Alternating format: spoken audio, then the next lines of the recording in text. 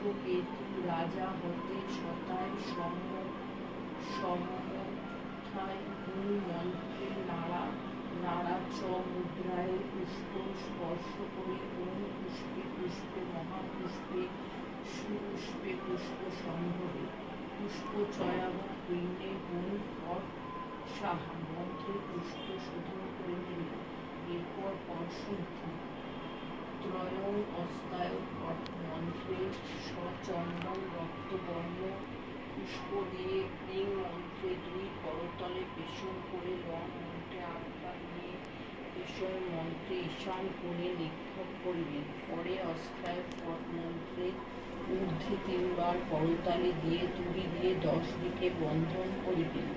তারপর উৎশুদ্ধি করিবেন। উৎশুদ্ধি অর্থাৎ রং মন্ত্র বলতে বলতে নিজের চারিদিকে জলের ধারা দিয়ে মনে মনে চিন্তা করবেন আপনি যেন ভূমি দ্বারা বেষ্টিত হয়ে তার মধ্যে বসে আছেন।